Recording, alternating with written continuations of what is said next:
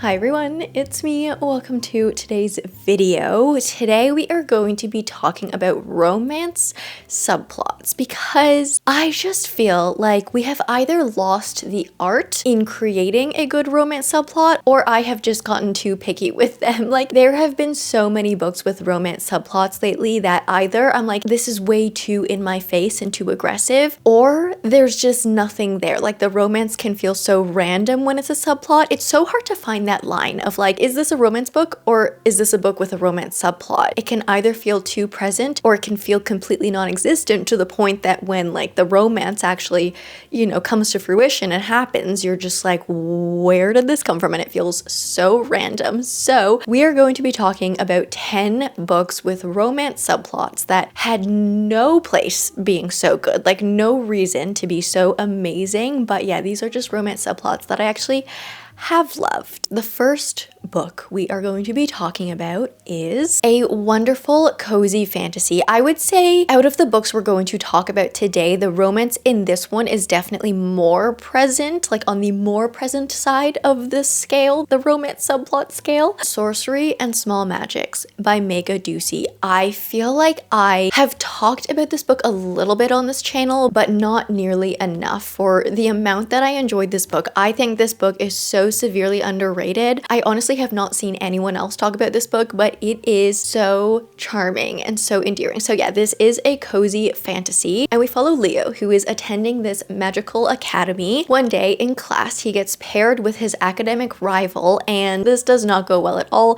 They are forced to work with each other, but they clearly can't get along with each other, so a spell goes wrong and Leo finds himself in the situation where he is basically cursed to obey everything that his rival, Sebastian Grimm, tells him to do. So this is terrible on so many accounts because number one, he cannot be just like forced to obey his rival. Like that's not a good situation. And number two, these types of curses are actually illegal in our fantasy world that we're in. So Leo and Grimm need to sneak out, venture out into this magical forest to find the one sorcerer who may have a chance of knowing how to reverse their curse. So this is just such a heartwarming, endearing story. I love the cozy forest quest adventure vibes. I also think the magic system in this book was very fun. We have spell writers and spell casters essentially. So you need two people to do magic. Some people go into like the scribe route. So they're the writers of the spells, but the writers of the spells actually can't cast the spells. So then there are people that just specialize in casting spells. So magic is really like a partner activity. It's just lovely. It feels like a whimsical fairy tale. It feels cozy, and the romance subplot in this was just so heartwarming, endearing, cozy, cute. It is a queer romance. It's grumpy sunshine as well, so if you're into that, you would love this. It's like opposites attract, academic rivals. It's just so much fun. I would highly recommend this book if you're looking for something cozy but also doesn't feel boring. Like there is definitely a good plot going on. And I have a source who is telling me that Maiga is currently writing the second book. So second book will be coming hopefully at some point, maybe in 2026, fingers crossed. But Sorcery and Small Magics, I absolutely love the romance in this one. Next up is a book that definitely takes a different turn. This next one is quite emotional, quite sad, quite tragic, and very much more based in real world. So, As Long as the Lemon Trees Grow by Zoulfa Katouh. My goodness, was this an emotional read. So this one is a historical fiction. It gives you this experience of what it's like to be in a war, but not like fighting in a war, but really dives into the topics of like, how can you forgive yourself for doing these very desperate things that you were basically not forced to do, but like kind of forced to do in a war environment. So we explore a lot of that, but then on the side, there is this very unexpected, for me, an unexpected romantic subplot that was just like tears at my heart just thinking about it. It makes me want to cry all over again. But in this one, we follow Salima, who was a pharmacy student right before the war broke out in Syria. So then during the war, she volunteers as a nurse and ends up taking care of a lot of the injured from the war. She's lost almost her entire family. The only person she has left is her brother's wife, who is currently pregnant. And so she will basically do anything to help her friend, her brother's wife, get out of the country to be able to have her baby in a safer environment, but then also just try and do her best at being a nurse at this hospital. This story like tore me apart. It was so emotional, so beautifully written though. There's a lot of imagery in this. Our protagonist has quite an artistic eye, so there's a lot of emphasis on, I forget if it's paint or it's like art. I think it's paint, but the scenes in front of us will be described as like, you know, how it would be painted and all of this stuff. And so the descriptions are so lovely, and I think that also enhanced the sort of feeling of the romance as well because it was so descriptive and emotive. Our protagonist is really suffering from PTSD in this book as well, which manifests in this very interesting way. It's definitely very, very interesting to read, but she runs into someone just, you know, out of circumstance and they start bonding, and it's one of those stories where you see two people finding each other in these hard times and just kind of like trying to find peace in one another and supporting each other even though they've just met. It's a beautiful, beautiful story, and I think more people need to read this one as well. But yeah, As Long as the Lemon Trees Grow, absolutely beautiful story, but with a very surprising romance subplot. Next up, we are going to talk about one of my favorite books of all time. I'll try not to linger too long on this one, but A Song to Drown Rivers by Liang.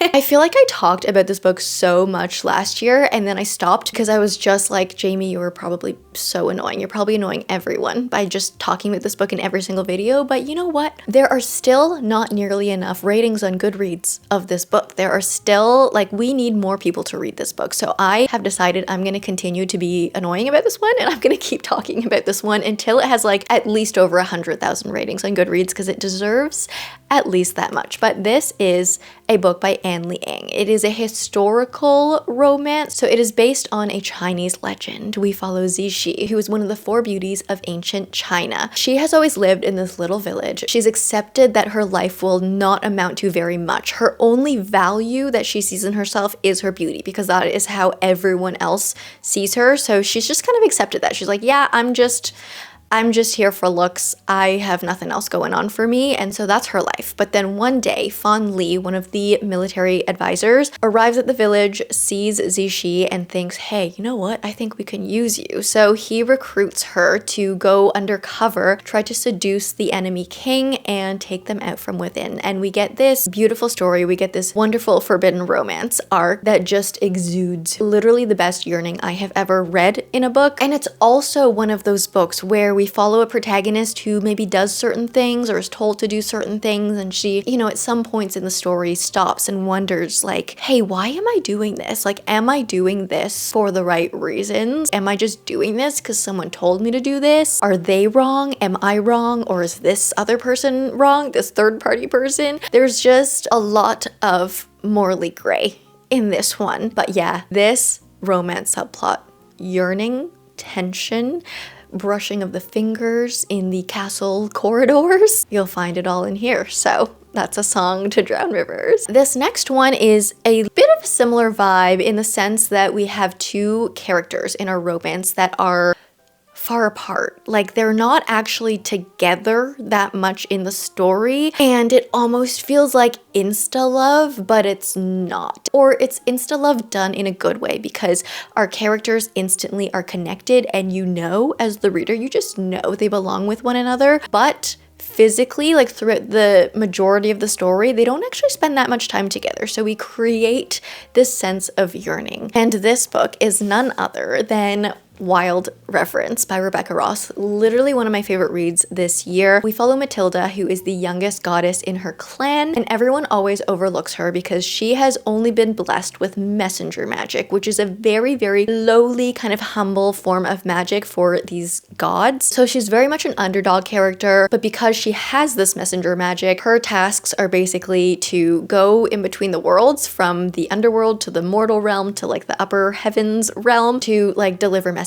back and forth, essentially. So she starts, you know, finding ties within all of the other realms because of her traveling back and forth. She meets mortals, she meets people in the upper realms, and one mortal that she meets in particular, she actually meets through dreams. And I think that's all I want to tell you about the romance subplot, to be quite honest with you. I don't want to give away too much because this is one of those books that it's a little bit slow paced, but in the most beautiful way, if that makes sense. Not in a boring way, but in a way where you just feel like you are in a dream almost the entire time while reading this book. And I tend to really love Rebecca Ross romances because they're not really punched in your face. You know, it's not so obvious or blatant, but it is obvious at the same time. Like you're not gonna get a meet cute and a gradual building of the romance and then a third act breakup and then a happily ever after epilogue. It's more like you meet these two characters as individuals, and when you see sort of their character traits and what they're in need of as individuals and just their individual actions, you just know, like in your mind, you know, these two are meant to be together, and they don't even need to have that much, let's say, like action together on page, but it fits so well. You don't need all of that like actual physical substance together. You know what I mean? You don't need to see them interact that many times to build up the romance. You just know they're perfect for one another. It's just a vibe. It's just a feeling. And Rebecca Ross is so good at doing those things, so you immediately feel the connection between your characters, but then the majority of the story is actually them going through obstacles together and fighting through things together. And it's not so much of like, oh, third act breakup, we can't be together because of this, but it's more just working through things while being supportive of one another, if that makes sense. But yeah, this book, absolutely beautiful. It is, of course, the prequel to Divine Rivals. I would say you could just read this as a standalone though. It's very loosely connected because it's set in the same world, but we are like separated by centuries. Like it is not directly connected except for maybe a little Easter egg in there. So you could totally read this without reading the Divine Rivals duology first, but the Divine Rivals duology is also wonderful and also has an amazing romance subplot. So if you can, why wouldn't you read all of them? Next up, this is a book that I read, was it last year or 2 years ago? I honestly can't remember, but I remember this one being filled with so much tension. If you want angst, this is the one for you. The Unmaking of June Farrow by Adrienne Young. This book caught me by surprise when I read it. At the time when I read this book, I literally had not read anything similar to this in any way. This was my first Adrienne Young book ever, and so this was my introduction to her mystery kind of romantic books. But this one definitely feels more magical realism, historical. We follow June, who lives in a small farming town in North Carolina. She's always lived in this cloud of mystery because when she was a baby, her mother actually went a little bit crazy, allegedly, and apparently her mom disappeared and June just appeared as a baby by herself, abandoned on the street essentially. So her grandmother took her in, and June's been living with her grandmother her entire life, and she's never known her mom, or she doesn't have memories of her mom at all because she was a baby when she was abandoned. At the beginning of this book, her grandmother actually dies, and June starts getting these very cryptic messages, notes, clues that point to something a little different happening to her mother. And so she dives into the history of the women in her family and starts uncovering all of these magical, mysterious things. And I think that's really all I can say to you about this book without spoiling things. But when I tell you there is a love interest that pops up in this one, and the romance is definitely not the main focus of this story. This is a generational story about the women in this Farrow family, and there's so much going on in the story jam-packed into this very short book. But every time this like love interest popped up onto the page, I just immediately felt the tension. And this book wasn't spicy, let's say. Like I'm not a lover of spice, but I wouldn't call this book overly spicy at all. But you don't need the spice when you feel the amount of tension that you felt in this book, like oozing tension. So if you want something a little more like angsty, I would definitely recommend this one. I think this book had literally the perfect balance of mystery, magic, history, and romance. And speaking of short books, this next little one is very, very, very little. It's one of the littlest books that I have read, at least recently, like, not counting children's books. But the romance in this book literally had no reason to be this good. I was so shocked at how good the banter was, specifically in this one. But The Storied Life of AJ Fikry by Gabrielle Zevin, I actually, you know what, this has been adapted into a movie, and every time I bring up this book and think about it, I remember, oh yeah, there's a movie, I should watch it, and I never end up watching it. Although I've heard the movie is not as good as the book, although it is starring Lucy Hale, which kind of intrigues me. But The book is absolutely wonderful, and it's just a cute little thing. If you're looking for just a nice little book that's not intimidating, that you can kind of read between other thick books, would highly recommend this one. And this one made me feel quite emotional. And for a book to be, hold on, I'll give you the exact page count. For a book to be 250 pages long and get me so emotional the way this one did is definitely a skill. We follow this really like grumpy man in this one essentially. I kept picturing him at the beginning of the book. I kept picturing him to be like much older than he actually is. Like I was picturing a grandpa, and he's not that old. He's definitely an adult, but he's not like grandpa age. But I don't know, the way he was described or his personality is like he just acts like a grumpy old grandpa. But he's not actually that old. He owns a bookstore on this small island and he lives above it. So immediately we have this amazing setting, like perfect for every book lover. And he's really not doing very well in his life in terms of the bookstore making money. Like he's just not doing well at all. And at the beginning of the book, one of his most prized book possessions gets stolen. So this is kind of a mystery that sets the story along. This book is not a mystery book, but there is a little bit of a mystery element in it. And along with this stolen book, a mysterious package also arrives, and that also really upends his life in other ways. So he needs to deal with this, and at the same time there is this very cheerful, optimistic, preppy woman who shows up at his bookstore. She actually works for a publisher and she's trying to sell him books to like sell at his store. That's how they meet, and then we follow him as he navigates all of this happening around him, and it is just the most heartwarming story. I would call this a contemporary fiction, but yeah, it has like a little bit of mystery. It has like very much cozy vibes. It has an interesting story going on. Our protagonist is dealing with grief. He did lose his wife, so we're exploring all of that as well. And then yeah, we just have the most like unexpectedly good romance in this one. I think my impressions of the movie, I haven't actually watched it, but from my impression of the movie, it kind of takes the romance part of it and makes that the main focus, or like more of the main focus. It's very much a subplot in this book, but the little moments that we get are so good. Like as I mentioned, unexpectedly good banter. Still to this day, some of the best banter I have ever read. There was just something so good about it. Like the chemistry, the humor in the banter was very good, and just the way that these two interacted with one another, I absolutely loved. If you haven't read this one yet, do it. It's very short. You could probably read this in a day. Speaking of unexpected romance subplots, I did not know this author had it in him, okay? I did not, because I had read a couple of previous works by this author, and some of the romance subplots I was like, this is not working for me. And some of them I was like, okay, like there's something in here, I can see it. It's not my absolute favorite, but you know, like he bounces all across the spectrum of, you know, my opinions on his romance subplot. So little did I know when I picked up The Words of Radiance, I had no idea when I jumped into this book that I would be giggling, kicking my feet, blushing.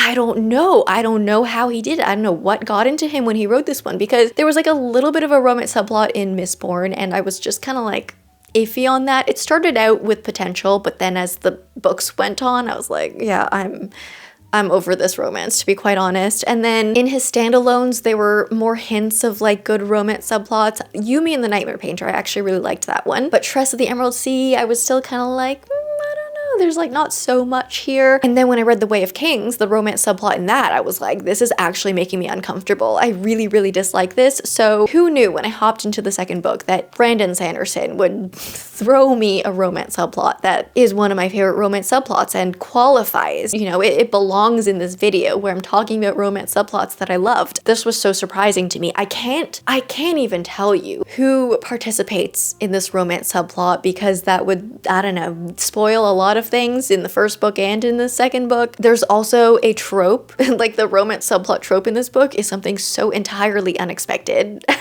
So I can't say that much, but the level of banter, I was like, this level of banter has no place in a book that looks like this. You don't look at this book and think romance. Like, you don't. You think high fantasy, you think brutal wars, you think cool magic system, you don't think romance. But the romance subplot in this book was so good. I don't understand where this one came from and how he dug this one out, but it was so good. You just have to read it to believe it. And I need to actually really continue this series so I can see more of how this little romantic subplot develops across the next few books. So unexpected, but I love that. Okay, this next one is a book from one of my favorite authors of all time, and this was actually the first book I ever read from her. This romance subplot made me feel a little bit depressed, but in a good way, like in a good way where you feel so attached and you're just like rooting for the characters, and they're put in this really painfully tough situation where they can't be together. The Invisible Life of Addie LaRue by V.E. Schwab. I know most people have read this book at this point, but if you haven't yet, you must. It is so good. I actually recently reread this one on audio, which is why it is fresh on my mind. I've been wanting to reread it for a long time because I remember this awakening my love for V. Schwab. This was truly my introduction to her writing, and I always have such high praise for this book, but I was starting to get fuzzy on all the details of things that happened, so I was like, I'm gonna reread it on audio, and it was the most wonderful experience listening to this book and experiencing the story again. She just makes you really feel for these characters. They are truly put in these really vulnerable situations and taken advantage of. It's that vibe where you have two characters that find each other in a very unlikely circumstance, but we follow Addie, of course. It's a long spanning story where we meet her as a young child. She lives in a small village in France, and she has like the travel bug. She wants to get outside of her village. She wants to see more, but she's really restricted because of the time she's born in and because of societal expectations and all that. And she's expected to marry someone at this point. So she just wishes, she runs out. She's like, I just wish I had no constraints and I could live freely. A dangerous stranger responds to her calls for help, and she makes a deal that she will end up regretting for a very, very, very long time. She realizes that no one can remember her, and she just feels so alone. And we go on and follow her through this life of loneliness, isolation, and it's just such a good story. It's such a good story. I felt so attached to Addie as I was going through this journey with her, and you just feel bad for her. Like, you can't help but feel like, oh no. V.E. Schwab's writing, I feel like, really gets into the souls of her characters, and because of that, you truly feel what her characters are feeling, and that's really one of the bigger strengths of her writing. So when you're feeling like the true vulnerabilities of your characters, and then you see them sort of enter this romance subplot, I think, like, for me, I get so much more attached to the romance because I just want the best for her characters. This one was done so well. Would highly recommend. One of my favorite romance subplots of all time. Okay, we're down to our last two. This next one gives kind of similar vibes to something like Addie LaRue, to something maybe even like Wild Reverence, I think, in the sense that our two characters are just destined to be together, but also the forces of the world outside of them are not allowing that to happen. The Night Circus by Erin Morgenstern. We have a circus environment, of course, in this book. So we have a traveling circus that kind of appears out of nowhere, but when it appears, it is like this huge thing. The circus is famous. There are hardcore fans that follow the circus around. Behind the scenes, however, what no one knows is that there are two rivals that are kind of manipulating things, or there's just this like behind the scenes competition happening where these two magicians, Celia and Marco, have just been put into this very long duel with one another. That's really all I can tell you, because a lot of the impacts of this book and the story, like, the whole point is that you don't really know what's going on until the very end, and even at the very end you're like,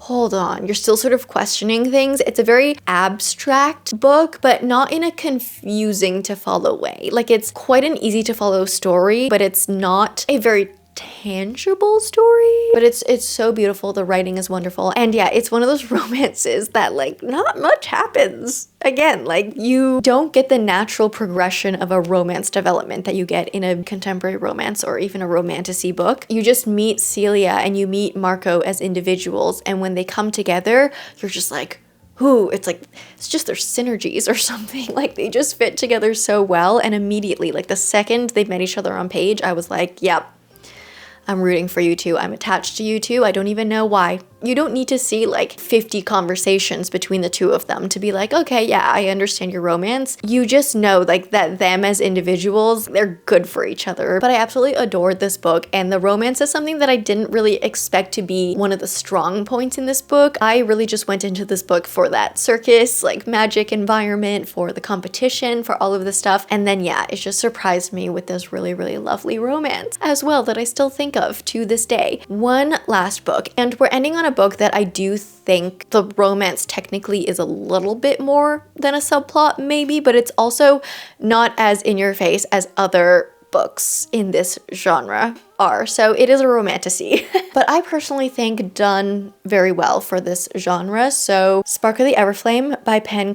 I've read the first 2 books in this series. I know there's a third out, and I know the 4th is coming out sometime in 2026, I believe, but I've read the first 2 books, and I will say, especially in this first book, I think the romance plot is one that I actually enjoyed reading. It truly is a slow burn. You know how like every single romantasy these days is advertised as enemies to lovers slow burn? This one actually is enemies to lovers slow burn, and I absolutely love the progression of the romance in this first book. The second book annoyed me a little bit, to be quite honest, but it was more the female protagonist DM that was annoying me. This is one of the best romantasy love interests ever. Like, I cannot fault him. He is, I think, severely underrated as a romantasy love interest. Like, you always see, you know on TikTok when people post lists of like my top favorite book boyfriends. I've never actually made a list like that, but from what I've seen, like, people always say Zayden, Rhysand, something Castile, I don't know. I haven't read a lot of these books. Darien, I don't know. But I don't see Luther at a lot of those lists, and I feel like Luther deserves to be higher up on those lists. He deserves a spot. But this book follows DM. She is a healer. She's learned all of her healing skills from her mother, but her mother has gone missing. She's been missing for 3 months, 1 month. I honestly cannot remember the length of time, but she's missing. DM has had to really step into her mother's role and take over all of her responsibilities that, she was taking care of before her disappearance. One of those responsibilities including being the healer for the royal family. So as DM takes over, she starts stepping into this life of royalty, sort of seeing things that she's never seen before,